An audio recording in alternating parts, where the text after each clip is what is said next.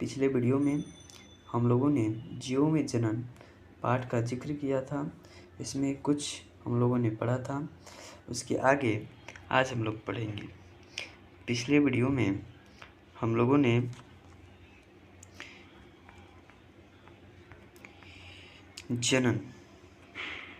जनन पढ़ लिया था।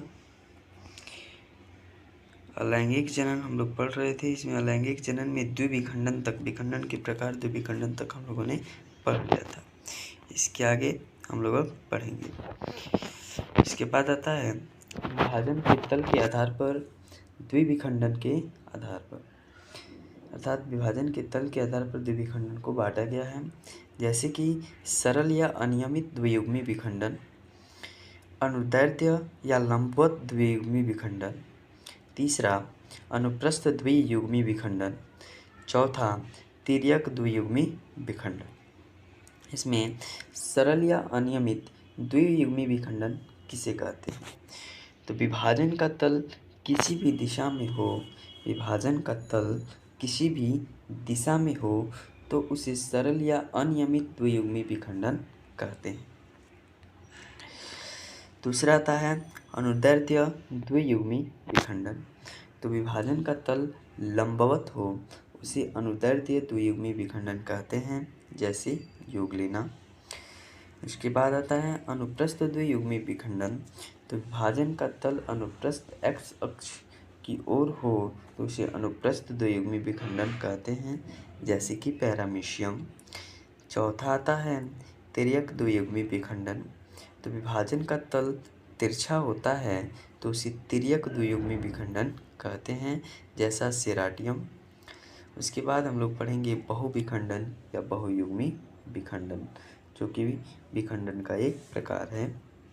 तो विभाजन का वह विधि जिसमें जनक का शरीर विभाजित होकर के दो से अधिक संतति जीव का निर्माण करता है उसे बहुयुग्मी विखंडन कहते हैं।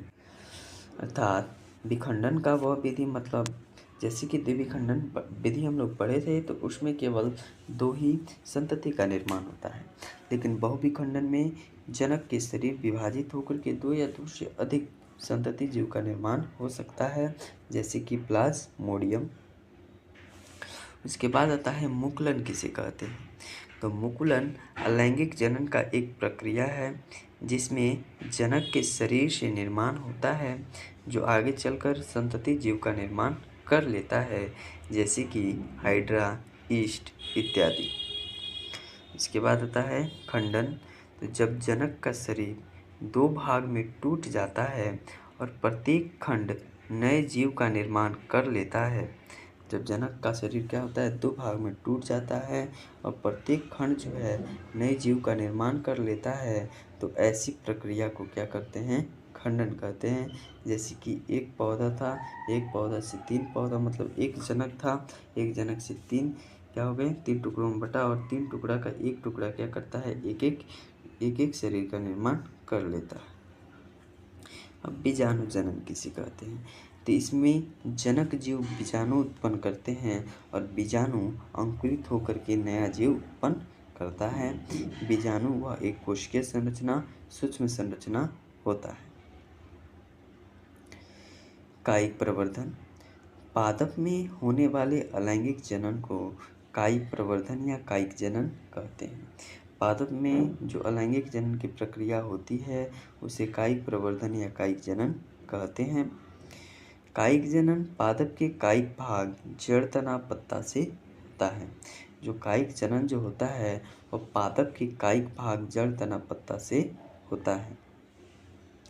कायिक प्रवर्धन की दो विधियाँ होते हैं, पहला प्राकृतिक विधि, दूसरा कायिक विधि। पहला कायिक प्रवर्धन की कायिक विधियाँ, natural methods of vegetative propagation. इसमें कायिक प्रवर्धन की प्राकृतिक विधियों के प्रकार में तनों द्वारा कायिक प्रवर्धन, इसमें क नंबर आता है कंद, जैसे कि आलू में, प्रकंद अदरक या हल्दी में, शलक कंद प्याज या लहसुन में, और धनकंद अरबी में। दूसरा आता है अर्धवायवीय तना, जैसे कि ऊपरी भूस्तरीय, जैसे कि दूब घास, भूस्तरिका, जलकुंभी, बिरोहक, पुदीना। जड़ों द्वारा कायिक प्रवर्धन, एग्जाम्पल शकरकंद, शीशम। पत्तियों द्वारा कायिक प्रवर्धन पत्थर चट्टा अर्थात ब्रायोफाइलम में होता है। कृत्रिम कायिक प्रवर्धन किसे कहते हैं?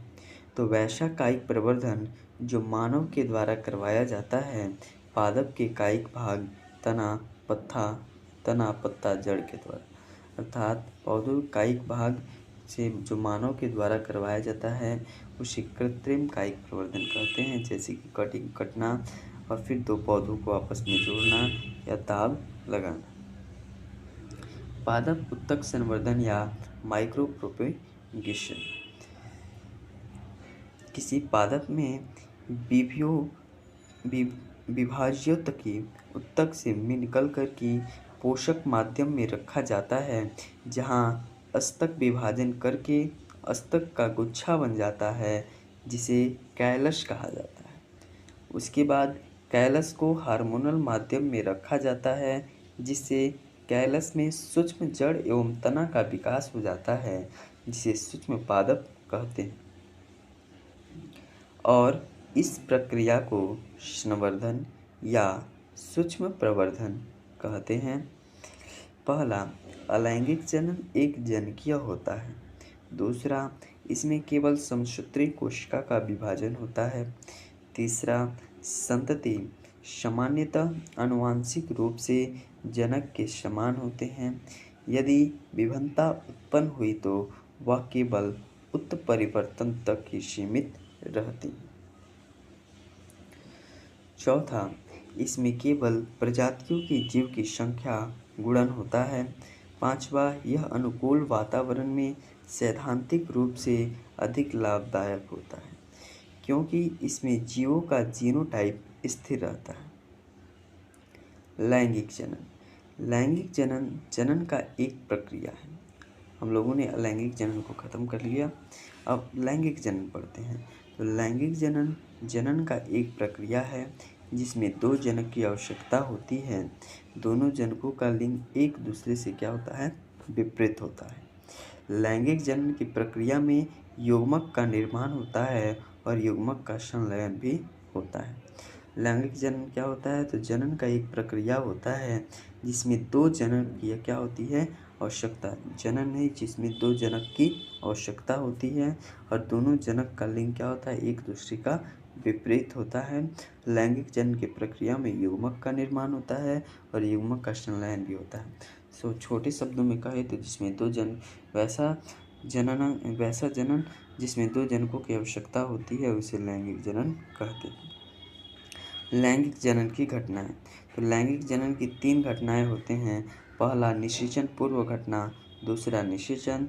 तीसरा, निषेचन पश्चात घटना। निषेचन पूर्व घटना क्या होता है? निषेचन से पूर्व होने वाली सभी घटनाओं को निषेचन पूर्व घटना में रखा जाता है। इसमें 2 घटनाओं को रखा जाता है। पहला, युग्मक का निर्माण। दूसरा, युग्मक का स्थानांतरण। युग्मक जनन। किसी भी जीव के युग्मक बनने की क्रिया को युग्मक जनन कहते हैं। पादप के ब्रायोफाइट तथा टेरिडोफाइटा के सदस्य अगुणित होते हैं, जिसमें युग्मक का निर्माण से होता है। मानव जिम्नोस्पर्म तथा एंजियोस्पर्म के सदस्य द्विगुणित होते हैं, जिसमें युग्मक का निर्माण अर्धसूत्री विभाजन से होता है। युग्मक हमेशा अगुणित होते हैं। साथ में हम लोग पढ़ेंगे अर्धसूत्राणु क्रोमोसोम में द्विगुणित यानी कि 2n गुणसूत्रों की संख्या तथा कुछ जीव में अगुणित n संख्या का रिक्त स्थानों में भरें। जीव का नाम मनुष्य। अर्धसूत्राणु 2n में गुणसूत्रों की संख्या इसमें 46 होती है। युग्मकों में गुणसूत्रों की संख्या क्या होती है? 23 होती है। घरेलू मक्खी में अर्धसूत्राणु गुणसूत्रों की संख्या 12 और युग्मकों में 6। इसी प्रकार चूहा में 42 और 21, कुत्ता में 78 और 39, बिल्ली में 38 और 19, फल मक्खी में 8 और 4, ओफियोग्लोसॉम में 1260 और 630, सेब में 34 17, धान में 24 12 मक्का में 20, 10, आलू में 48, 24, तितली में 330, 190 और प्याज में 16, 8। युग्मक के प्रकार। तो युग्मक दो प्रकार के होते हैं, एक नर युग्मक होता है और एक मादा युग्मक होता है। संरचना के आधार पर युग्मक दो प्रकार के होते हैं, समयुग्मकी और विषम युग्मकी। आज के लिए बस इतना ही। अगले वीडियो में हम लोग समयुग्मकी किसे कहते हैं इसके बारे में जानेंगे। धन्यवाद।